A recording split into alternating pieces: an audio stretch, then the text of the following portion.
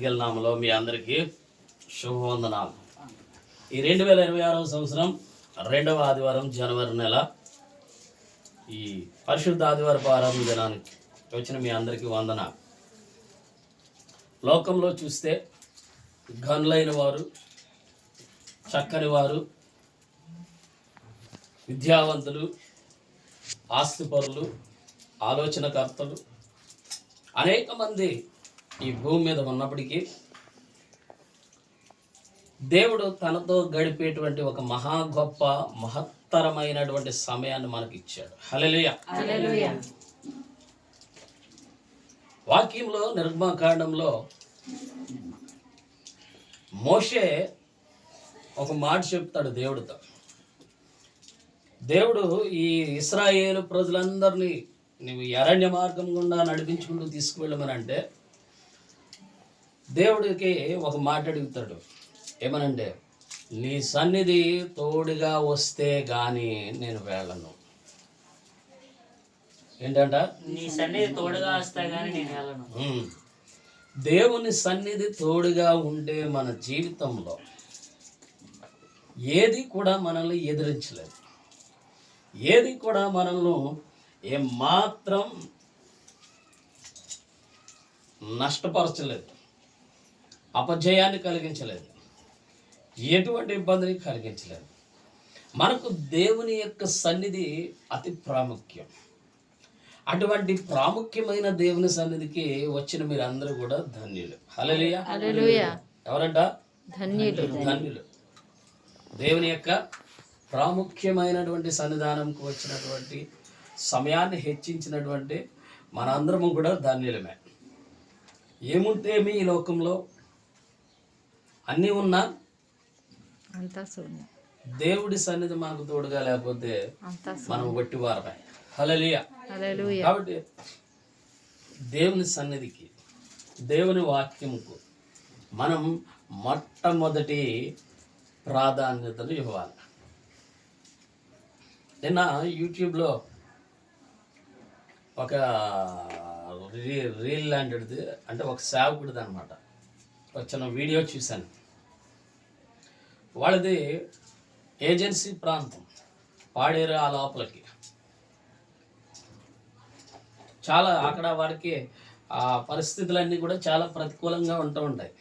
చలి ఎక్కువ, రోడ్లు ఉండవు, వంతెనలు ఉండవు, వాగులు దాటుకొని వెళ్ళాలి, కొండలెక్కి దిగాలి, లోయలు దాటాలి.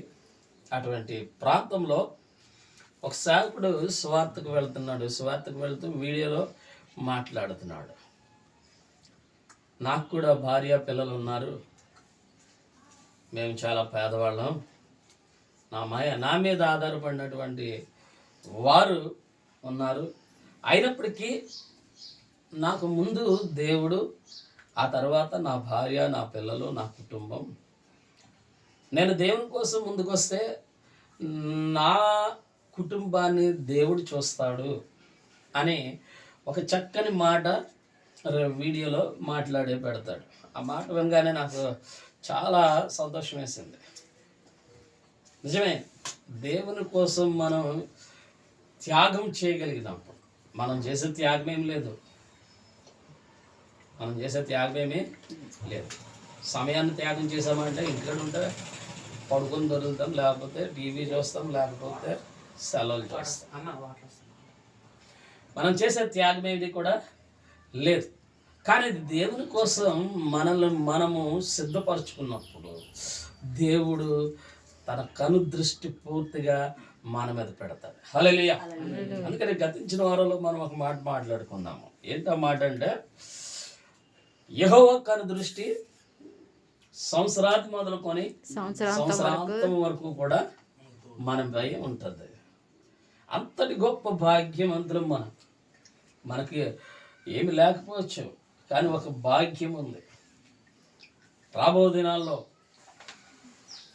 దేవుని యొక్క ఆయన పరలోక రాజ్యంలో బంగారము, వెలగల విలువైనటువంటి రత్న వైడూర్యాలతో మనం బ్రతుకుచూ ఉంటే, ఈనాటి ఈ ధనవంతులందరూ మనల్ని చూసి కుళ్ళుకునేటువంటి మంచి రోజులు మనకున్నాయి. హల్లెలూయా. హల్లెలూయా. ఈ లోకంలో ఉన్నది ఏది కూడా శాశ్వతం కానే కాదు. ఈ లోకమంతా కూడా అశాశ్వతమైన, ఆ అశాశ్వతమైన లోకంలో అశాశ్వతమైన జీవితం జీవించే మన జీవితం నీటి ఆవిరి వంటిది, త్రాచు మీద ధూళి లాంటిది. ఏమవుద్ది? ధూళి గాలేస్తే ఎగిరిపోద్ది. గాలేస్తే ఏమవుద్ది? ఎగిరిపోద్ది.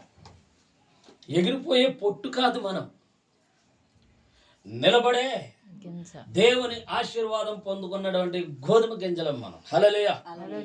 అటువంటి మహా గొప్ప కృప దేవుడు మనకి ఇచ్చాడు. మనం ఎప్పుడు కూడా దాన్ని కాపాడుకోవాలి. దేవుడు ఇచ్చిన కృపను మనం కాపాడుకుంటూ ఉండాలి, పోగొట్టుకోకూడదు. దేవుడు ఆశీర్వాదాన్ని పోగొట్టుకోకూడదు. దేవుడు ఎప్పుడూ ఆశీర్వదిస్తూనే ఉంటాడు, దాన్ని పోగొట్టుకోకూడదు. దేవుడు ఎప్పుడూ వాగ్దానం ఇస్తాడు, దాన్ని వ్యర్థపరచుకోకూడదు. దాన్ని మనం అనుభవించేవారుగా ఉండాలి. చూడండి, యోసేపు, యాసావు, యాకోబు అన్నదమ్ములు, కవల పిల్లలు ఇద్దరు. ఒక 5 నిమిషాలు 10 నిమిషాల ముందు యాసావు పుట్టాడు, తర్వాత యాకోబు పుట్టాడు.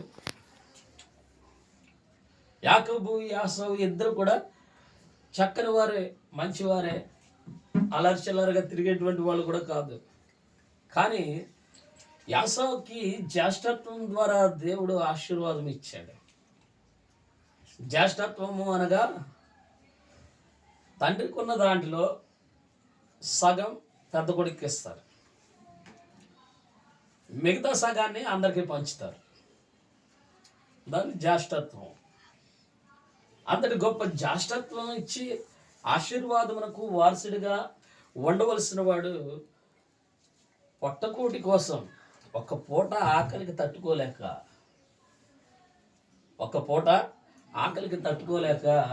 తన జ్యేష్ఠత్వాన్ని, తన వాగ్దానాలను, తనకు రావాల్సినటువంటి ఆశీర్వాదాలన్నింటినీ కూడా ఒక పూట బువ్వ కోసం తమ్ముడికి అమ్మేసుకున్నాడు. చూడండి ఎంత దౌర్భాగ్యం.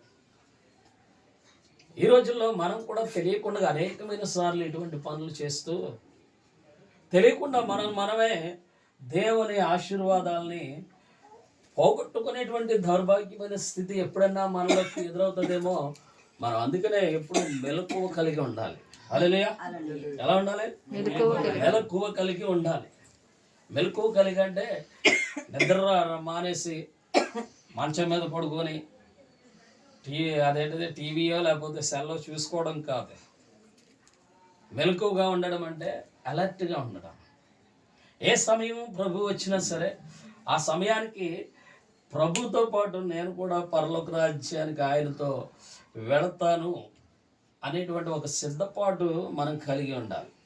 అప్పుడు ఆ సిద్ధపాటు ద్వారా మనల్ని మనము ప్రభు దగ్గర ఒక ఆశీర్వాదమునకు వారసుడుగా మనల్ని మనము తయారు చేసుకోగలం. హల్లెలూయా.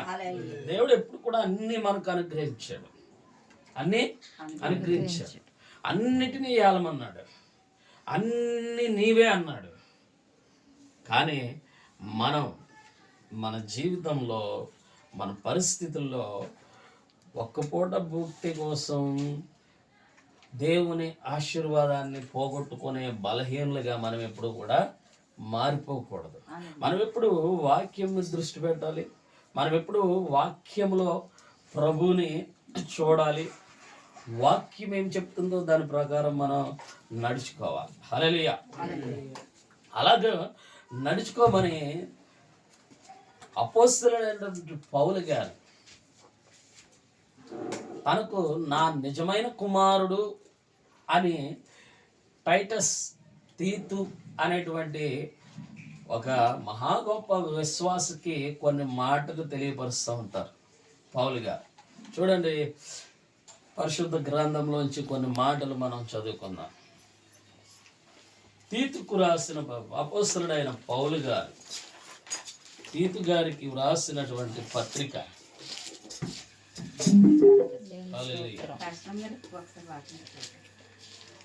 చివరికి వెళ్ళిపోవాలి. తిమోతి తర్వాత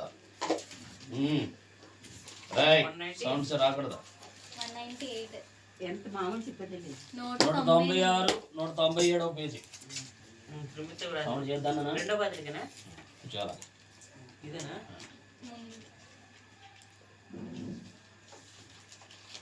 రెండవ అధ్యాయము ఇదే కదా. రెండో అధ్యాయం 196 పేజ్ నా తీసే 190 తీసారా? 197 పేజీ రెండవ అధ్యాయము 1 నుంచి కొన్ని వచనాలు 10 వచనాల దాకా చదువుతాను, చూడండి. నీవు హితబోధకనుకూలమైన సంగతులను బోధించుము. ఎలాగనగా వృద్ధులు మితానుభవం గలవారును, మాన్యులను, స్వస్థ బుద్ధి గలవారును, విశ్వాస, ప్రేమ, సహనముల యందు లోపము లేని వారునై ఉండవలననియు. అలాగుననే వృద్ధ స్త్రీలు కొండెగత్తులను మిగుల మద్యపానాశక్తులున్నై ఉండక ప్రవర్తన యందు భయభక్తులు గలవారై ఉండవలననియు దేవుని వాక్యము దూషింపబడకుండునట్లు యవ్వన స్త్రీలు తమ భర్తలకు లోబడి ఉండి తమ భర్తలను శిశువులను ప్రేమించువారును, స్వస్థ బుద్ధి గలవారును, పవిత్రులను, ఇంట ఉండి పని చేసుకుని వారును, మంచివారునై ఉండవలనని బుద్ధి చెప్పుచు మంచి ఉపదేశము చేయువారునై ఉండవలననియు బోధించము. అటువలనే స్వస్థ బుద్ధి గలవారై ఉండవలననియు యవన పురుషులను హెచ్చరించము. పరపక్షమందుండువాడు మనలను గూర్చి చెడు మాట ఏదియో చెప్పనేరక సిగ్గుపడునట్లు అన్నిటి యందు నిన్ను నీవే సత్కార్యముల విషయమై మాదిరిగా కనపరుచుకునము. నీ ఉపదేశము మోసము లేనిదిగాను, మాన్యమైనదిగాను, నిరాక్షేపమైన హితవాక్యముతో కూడినదిగాను ఉండవలెను. దాసులైన వారు అన్ని విషయముల యందు మన రక్షకుడకు దేవుని ఉపదేశమును అలంకరించున్నట్లు తమ యజమానులకు ఎదురు మాట చెప్పక ఏమియు అపహరింపక సంపూర్ణమైన మంచి నమ్మకమును కనుపరచుము. అన్ని కార్యముల యందు వారిని సంతోషపెట్టుము.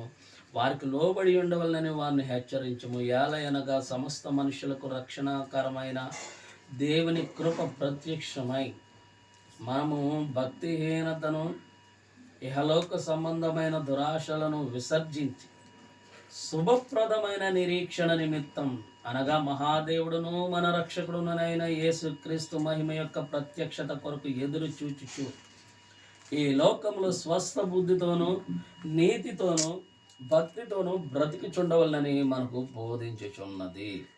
ఆయన సమస్తమైన దుర్నీతి నుండి మనలను విమోచించి సక్రియలంద ఆసక్తి గల ప్రజలను తన కోసరము పవిత్రపరుచుకొని తన సొత్తుగా చేసుకొనుటకు తను తానే మన కొరకు అర్పించుకొనను.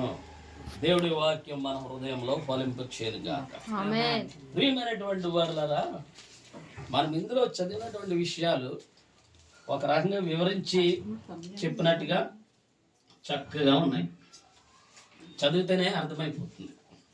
దీన్ని ఇంకా వివరించేటువంటి అవసరతే లేదు. కానీ ప్రస్తుత భాషా విధానంలో మనకు వివరణ అవసరం. ప్రస్తుత భాషా విధానం బట్టి మనకు వివరణ అవసరం. ఎంతటి చదువుకొని వాడైనా సరే ఇంగ్లీష్ మాట్లాడుతూ ఉంటాడు తెలియకుండానే. ఏమని ఆ సెల్ ఫోన్ ఇయ్యాయి అంటాడు. ఏ ఫోను? సెల్ ఇంగ్లీషే, ఫోన్ ఇంగ్లీషే కదా.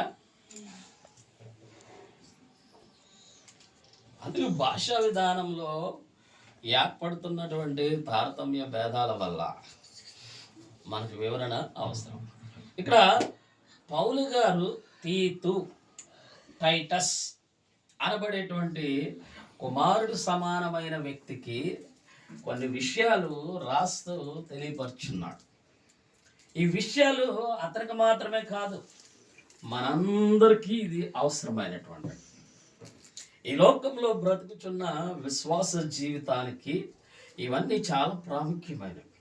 ఈ లోకాన్ని మనం జయించి, ఈ లోక పరిస్థితులను జయించి ప్రభు యొక్క రాకడ కొరకు సిద్ధపడి ఉండాలి అంటే కనుక వీటిని మనం తప్పకుండా అనుసరించాలి. అప్పుడే మనం ఎత్తబడతాం. ప్రభు రాకడలో ఆయనతో కూడా మనం ఆయన రాజ్యానికి చేర్చబడతాం. లేకపోతే మనం విడవబడ్డాం అనుకోండి, ఎంతటి భయంకరమైనటువంటి ఘోరమైనటువంటి పరిస్థితి ఉంటుందో మనం దాన్ని వర్ణించలేం.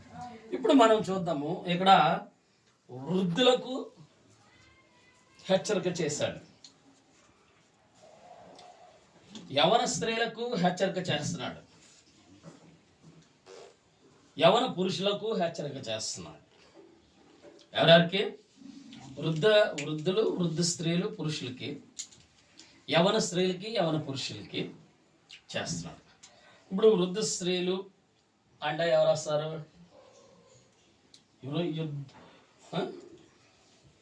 వృద్ధులు అంటే ఎవరు వస్తారు? 60 సంవత్సరాలు పైబడితే వృద్ధులు అవుతారు. మనం రాజులమ్మ గారు వెళ్ళిపోయారు. ఇప్పుడు యవన స్త్రీ పురుషులు అంటే ఎవరు వస్తారు? 60 దాటిన కొత్తగా పెళ్ళైనది మొదలు వృద్ధాప్యం దాకా వచ్చే వాళ్ళందరూ కూడా యవన స్త్రీ పురుషులు లెక్కే. ఎలా చూస్తున్నావు అంటే నువ్వు కూడా లెక్కల్లో ఉన్నావు. ఇప్పుడు మన కోసం మన జీవిత విధానమును వివరిస్తున్నటువంటి ఈ మహాపరిశుద్ధ గ్రంథాన్ని మనం ఒకసారి జ్ఞాపకం చేసుకుంటే, మొట్టమొదటిగా మనము స్వస్థ బుద్ధి కలిగి ఉండాలి. హల్లెలూయా. ఏ బుద్ధి? స్వస్థ బుద్ధి ఏంటి?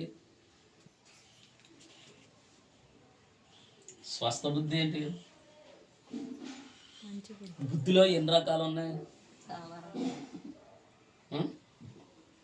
ఆగంత రాత్రి నిద్రపోలేదు ఏంటి? ఇటు తిరుగు, నేను చూడలేకపోతున్నాను నేను.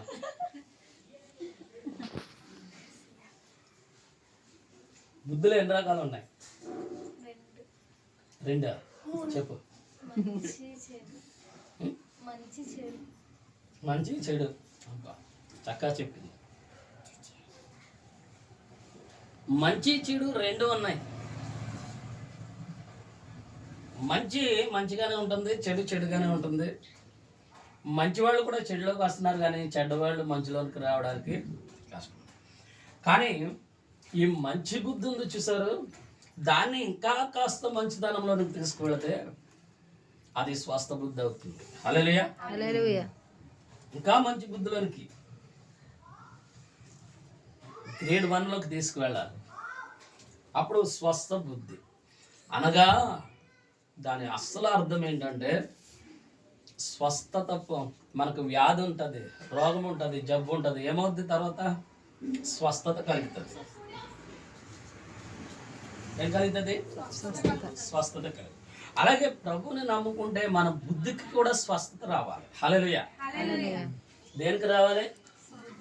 మన బుద్ధికి స్వస్థత రావాలి. అలా మన బుద్ధి స్వస్థత పడినప్పుడు దాన్ని స్వస్థ బుద్ధి అంటారు. ఇప్పుడు మనందరికి ఏం కావాలి? స్వస్థ బుద్ధి. బాగుపడిన మంచి బుద్ధి కావాలి. అంటే మంచి బుద్ధితో, బాగుపడినటువంటి మంచి గుణలక్షణాలతో మనం ఈ లోకంలో విశ్వాసమును, తర్వాత ప్రేమను, సహనమును కలిగి ఉంటూ లోపము లేని వారుగా బ్రతకాలని తెలియపరుస్తున్నాడు. హల్లెలూయా. ఏముండాలి? విశ్వాసం ఉండాలి, ప్రేమ ఉండాలి, సహనము ఉండాలి, తర్వాత లోపము లేని వారుగా. ఈ 4 యేసుక్రీస్తు ప్రభుని నమ్మి విశ్వసించిన వారికి ఈ 4 లక్షణాలు కనిపించాలి. ఈ 4 లక్షణాలు కనిపించి ఈ 4 లక్షణాలతో, గుణ లక్షణాలతో మనము బ్రతకడం అలవాటు చేసుకోవాలి. దాన్నే స్వస్థ బుద్ధిలోనికి వచ్చేటువంటి స్వస్థ బుద్ధి గలవారుగా మనం పరిగణించబడతాం. ఇప్పుడు విశ్వాసం. మన విశ్వాసం ఎలా ఉండాలి? గోళ్ళు గిల్లుకొనేటట్లు ఉండకూడదు.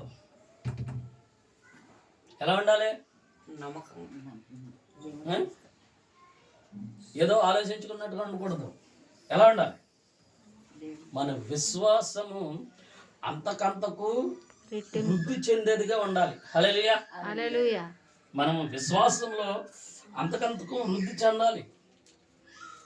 రెండవది ప్రేమ కలిగి ఉండాలి. ఏముండాలి? ప్రేమ. ప్రేమ. ఏ ప్రేమ? దేవుని ప్రేమ. దేవుని ప్రేమ సహోదరుల మీద చూపించడం. దేవుడు మన మీద ఎలాగైతే ప్రేమ చూపించాడో అదే స్వచ్ఛమైన ప్రేమను మనం అనుసరిస్తూ ఇతరుల మీద ఆ ప్రేమను మనము కనపరచాలి. ఆ ప్రేమ ఎప్పుడైతే మనం కనపరుస్తామో మనము దేవుని నీతిని నెరవేర్చిన వారుగా అవుతాం. దేవుని నీతికి నెరవేర్చేటువంటి స్థితిలోనికి రాగలుగుతాం. చూడండి, దేవుడు ప్రేమామయుడు. ఆయన మనల్ని ప్రేమించాడు కాబట్టే మన కోసం ప్రాణం పెట్టి మనల్ని రక్షించి తనకు బిడ్డలుగా చేసుకున్నాడు. ఆ పవిత్రమైనటువంటి ఆ ప్రేమ, నిష్కళంకమైనటువంటి ఆ ప్రేమ ఈరోజు మనలో ఎక్కడ కనిపించేటువంటి అవకాశాలు ఒకటి కూడా ఉండట్లేదు. ఆ ప్రేమ కనిపిస్తుందా? ఒక పాట ఉంది, ప్రేమ యేసుని ప్రేమ అది ఎవరు కొలువలేనిదే, నిజము దీనిని నమ్ముము అది భూమి అందించలేనిదే. చూడండి, దేవుని ప్రేమ భూమి అందు ఎంచలేనిది. భార్యాభర్తల మధ్య ప్రేమను చూపిస్తాడు, తల్లిదండ్రుల మధ్య ప్రేమను చూపిస్తాడు, పిల్లల మధ్య, స్నేహితుల మధ్య ప్రేమను చూపిస్తాడు, పిల్లలకు తల్లిదండ్రులకు మధ్యలో ప్రేమను చూపిస్తాడు. ఇవన్నీ ఒకరోజు ఆరిపోయేటువంటి దీపం లాంటివని, కానీ దేవుని ప్రేమ శాశ్వతముగా నిలిచే ప్రేమ అని తెలియపరుస్తూ ఉంటాడు. అటువంటి స్వచ్ఛమైన పవిత్రమైన ప్రేమ మన హృదయంలో నుంచి మనం అంత త్వరగా రాదు, వస్తుందా? కానీ మనం ఎప్పటికప్పుడు ఆ ప్రేమ కోసం ప్రయత్నం చేస్తూనే ఉండాలి. హల్లెలూయా. హల్లెలూయా. ఎప్పటికప్పుడు ఆ ప్రేమ కోసం ప్రయత్నం చేస్తున్నాను. ఆ ప్రేమను చూపించడం కోసం మనల్ని మనం ఎప్పుడు కూడా మనం ప్రయోగం చేసేవారుగానే మనం ప్రయత్నం చేస్తూనే ఉండాలి. హల్లెలూయా. హల్లెలూయా. ఆ ప్రేమ ప్రభువుకి మనల్ని దగ్గర చేస్తుంది. ఆ ప్రేమ ప్రభువుకి మనల్ని సన్నిహితులుగా చేస్తుంది. మూడోది సహనం కలిగి ఉండాలి. ఏంటంట? సహనం. సహనం. మీలో ఎంతమందికి ఉంది సహనం? వినోది కొడుకు ఎక్కువ. ఇంకెవరికి? నేహాకి తక్కువ. నిన్న నేను ఒక అమ్మాయి మీద పాపం గట్టిగా కేకలేస్తాను. షోరూమ్కి వెళ్ళి బండి తీసుకున్నాడు కదా, బండి తీసుకున్నప్పుడు 5,000 అడ్వాన్స్ కట్టాము. ఈ తొందరపాటుడు ఉండరా 2 నిమిషాలు అంటే పేమెంట్ ఇంకా అవ్వలేదనేసి మళ్ళీ రెండోసారి కొట్టేశాడు. 2 సార్లు పేమెంట్ వెళ్ళిపోయింది. ఆ అమ్మాయికి చెప్పాము, మీరు రిటర్న్ చేసేస్తామన్నది. సుమారు 15 రోజులు అయిపోతుంది. రోజు ఫోన్ చేస్తుంటే ఒకసారేమో ఫోన్పే చేసిన స్క్రీన్ షాట్లను ఆ ఫోన్ నెంబర్ పెట్టండి అన్న. పెట్టాం. వాళ్ళతో మాట్లాడితే మళ్ళీ 4 రోజుల తర్వాత బ్యాంక్ అకౌంట్ నెంబర్ పెట్టండి, ఫోన్పే అవుదంట అని అన్నారు. మళ్ళీ బ్యాంక్ అకౌంట్ డీటెయిల్స్ అన్ని పెట్టాను. మళ్ళీ 4 రోజుల తర్వాత ఫోన్ చేశాక ఆ బ్యాంక్ అవ్వట్లేదంట, ఇది క్యూఆర్ కోడ్ పంపించండి అని అన్నాడు. క్యూఆర్ కోడ్ పంపించాం. ఎంతకీ రావట్లేదు డబ్బులు. నాకే కోపం వచ్చేసింది బాగా. నేను వెళ్ళాను అక్కడికి. వెళ్ళి నన్ను చూడగానే ఆ అమ్మాయికి బిగిసిపోయింది. అబ్బాయికి వెళ్ళి కూర్చొని అర్జెంటుగా ఫోన్ చేయాలన్నాను. ఫోన్ చేసి నాకు నేను మాట్లాడతాను అన్నారు. ఆ అమ్మాయి ఏం చేసింది, ఫోన్ చేసి మాట్లాడేసి పెట్టేసి మేనేజ్మెంట్ దగ్గర నుంచి రావాలంటే డబ్బులు టైం పడుతుంది అంటాను. పిచ్చి పిచ్చి అసలు వేస్తున్నావా అనేసి గట్టిగా అరిసేసరికి లోపల క్యాషియర్ అమ్మాయి వచ్చింది. ఏంటి సార్ ఏమైంది అని. చూడమ్మా ఇలాగ సార్ డబుల్ పేమెంట్ అయింది, నన్ను 15 రోజుల నుంచి అది ఇది రేపు ఎల్లుండి అది తిప్పుతుంది ఇలాగా. ఒకసారి స్కానర్ పంపమంటుంది, ఒక రాజేమో బ్యాంక్ డీటెయిల్స్ అంటుంది, ఒకసారి ఏమో ఈ స్క్రీన్ షాట్లు పెట్టమంటుంది. ఏంటి అసలు ఇది అంతాను, పని ఎవరా చెప్పండి, పని అడగడం మానేస్తాను అని అంటే, అయ్యో సార్ నాకు తెలియదండి, ఏ అమ్మాయి నువ్వు ఎందుకు నాకు చెప్పలేదు అనేసి ఆ అమ్మాయి ఆవిడ ఆ మేడం ఏం చేసిందంటే లోపలికి వెళ్ళి టక్ టక్ డబ్బులు లేకపోతే తెచ్చేసి ఇచ్చేసింది నాకు. రెడీ క్యాక్లెస్. తర్వాత చాలా బాగా ఆ అమ్మాయి ఆవిడ కూడా తిట్టేసింది. ఆ అమ్మాయి పాపం బెక్కుమొహం వేసింది. వచ్చేటప్పుడు అమ్మ ఏమనుకోవద్దు, నాకు డబ్బులు చాలా అవసరం, నువ్వు నన్ను చాలా ఇలాగ ఇబ్బంది పెట్టావు కాబట్టి కోపం వచ్చి నిన్ను గసిరేసాను, అంతే తప్ప నీ మీద కోపం కదమ్మా అనేసి ఏమనుకోక అనేసి చెప్పేసి వచ్చేసాను. ఆ అమ్మ తర్వాత పాపం అనవసరంగా పాపం అక్కలు కేకలేసాను అని కొంచెం బాధపడ్డాను. లేకపోతే తిప్పి తిప్పి తిప్పి తిప్పి తిప్పేస్తున్నారు 5,000 కోసం. సహనం కావాలంట. ఏం కావాలి? కానీ 15 రోజుల పైన సహనం చూపించాను. ఆ రకంగా కేకెత్తనే కానీ డబ్బులు రాలేదు, మరి ఏం చేయను. ఒక్కొక్కసారి ఆ సహనానికి కూడా కాస్త ఇది ఉంది, అయిపోయింది. ఏదేమైనా కానీ మనలో ఒక సహనం కావాలి. ఏం కావాలరా? వంట లేట్ అయినా సహనంగా ఉండాలి, టిఫిన్ లేట్ అయినా సహనంగా ఉండాలి, డ్యూటీలో ఏదైనా సమస్య వచ్చినా సహనంగా ఉండాలి, చుట్టుపక్కల వరకు ఏదైనా సమస్య వచ్చినా సహనంగా ఉండాలి. మొన్నసారి చిల్డ్రన్ క్రిస్మస్ రోజునే నన్ను నేనే నీకు ఎంత సహనం కాము కోరుకుంటావేంటి అనేసి ముందుకు వచ్చి కేకలకి ఉండే మాట్లాడక ఫోన్లే అంటే ఆగదస్సలా. మనకి అన్నిట్లో ఏం కావాలి? సహనం కావాలి. అలాగని నిన్న నేను వెళ్ళేం బూతులు తిట్టలేదు, గట్టిగా రెడీ కేకలేసాను. ఎంతకాలం ఎలా తిప్పుతారు నన్ను ఎలాగనేసి. మనలో సహనం ఉండాలి. ఆ సహనం ప్రభుకి మనల్ని సన్నిహితం చేస్తుందంట. హల్లెలూయా. 4వది లోపము లేని వారై ఉండాలి. ఎలా ఉండాలి? మనలో ఎన్ని లోపాలు ఉన్నాయి చెప్పాలి. నీలో ఎన్ని లోపాలు ఉన్నాయి? నిద్ర అనే లోపము, నిద్ర లోపమా? సెల్ అనే లోపము. నీలో ఏం లోపం ఉన్నాయి?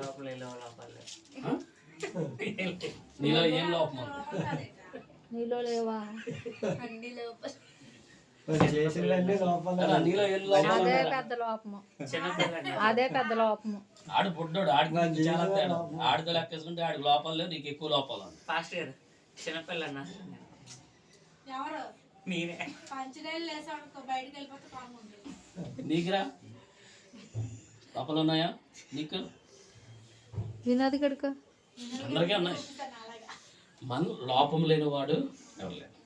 ఒకరోజు యేసుక్రీస్తు ప్రభు ఆయన వస్తుంటే వ్యభిచారం ముందు పట్టబడ్డ స్త్రీని రాళ్ళతో కొడుతూ తరుముకొస్తున్నారు. వీటితోటి ధర్మశాస్త్రం ప్రకారం వ్యభిచారంతో పట్టబడితే రాళ్ళతో కొట్టి చంపేయాలి. దేవుడు ధర్మశాస్త్రంలో రాసి పెట్టాడు. అది ఇప్పుడు వ్యభిచారం అనేది ఒక్కరు చేస్తారా, ఇద్దరు చేస్తారా? ఇద్దరు. స్త్రీని మాత్రం తరుముకొస్తున్నారు, మా గండు వదిలేశాడు. రాళ్ళు వేసి విసురుకు వస్తున్నారు. అప్పటికే రాళ్ళు దెబ్బలు తగిలినాయి. ఆ కాపాడే వాళ్ళు లేరు, అడ్డుకునే వాళ్ళు లేరు. అదే సమయంలో అటు ఏసై వస్తున్నాడు. వెంటనే ఏసై పాదాల దగ్గర పడ్డది అమ్మ. ఆయన ఏమనలేదు, వాళ్ళని ఏమనలేదు, ఈమెని ఏమనలేదు. ఈయన్ని చూడగానే, ఏసైని చూడగానే వాళ్ళందరూ తరుముకొచ్చే వాళ్ళందరూ కాస్త తక్కువని ఆగిపోయారు. ఎందుకంటే ఆయనతో పెట్టుకుంటే మామూలుగా ఉండదు కదా, ఆగిపోయారు. అప్పుడు యేసయ్య ఒక మాట కింద వంగి ఇలా రాస్తున్నాడంట. రాసేసరికి నేను వెళ్ళి ఏం రాస్తున్నారు అని ఎలా చూస్తే నా తప్పులన్నీ కనపడుతున్నాయి. సురేష్ వెళ్ళి చూస్తే సురేష్ పేరు మీద ఉన్న తప్పులన్నీ కనపడుతున్నాయి. దీనే ఈడెళ్ళి చూస్తే ఈడుకున్న తప్పులన్నీ కనపడుతున్నాయి. నోకరత్న వెళ్ళి చూస్తే సునంద వెళ్ళి చూస్తే సునంద చేసిన తప్పులన్నీ కనపడుతున్నాయి. ఓరు నాయన మన పండారం ఎక్కడ బయట ఎట్టేస్తాడనే సార్ అందరూ ఏం చేశారు, పక్కమనే రాళ్ళు పడేసి బిగిసిపోయి నించున్నారు. అప్పుడు వేసే అన్నాడు, మీలో ఎవరికైతే లోపం లేదో వాడు వేసుకొట్టి చంపేయండి, ధర్మశాస్త్రాలు నెరవేరాలి. ఇంకెవడేస్తాడు? అందరూ లోపాలు ఉన్నాయి. ఆ లోపమును ఉన్న స్త్రీతో చెప్తున్నాడు, ఇక మీదట నీ లోపాన్ని సరి చేసుకుని పాపం చేయకుండా బ్రతుకు అన్నాడు. హల్లెలూయా. ఆ దినం నుంచి ఆ స్త్రీ తన లోపాలని సరి చేసుకుంది, తన పాపాన్ని విడిచిపెట్టింది, తన బ్రతుకును బాగు చేసుకుంది. ఈరోజు నీవు నేను మన లోపాలను సరి చేసుకొని మనం బ్రతుకును బాగు చేసుకొని ప్రభు ఎదుట మనము స్వస్థ బుద్ధితో బ్రతకవలసిన అవసరం ఉంది. హల్లెలూయా. కాబట్టి ప్రియమైనటువంటి వారులారా, ఈ యొక్క ఉదయకాల సమయంలో మనం విన్నటువంటి స్వస్థ బుద్ధి మనం కలిగి ఉండాలి. ఆ స్వస్థ బుద్ధికి సంబంధించి ఈ 4 లక్షణాలు కూడా మనం కలిగి ఉంటే మనము దేవుని దృష్టిలో మంచివారం అనిపించుకోగలం. ఏమనిపించుకోగలం? మంచివారం అని అనిపించుకోగలం. అప్పుడు దేవుని రాకడలో ఆయనతో కూడా మనం ఎత్తబడి ఆయన రాజ్యంలో మనం జీవించగలం. అటువంటి స్వస్థ బుద్ధి, విశ్వాసము, ప్రేమ, సహనము, లోపము లేనితనము దేవుడు మనకు అనుగ్రహించును గాక. ఆమేన్. ప్రార్థన చేసుకుందాం.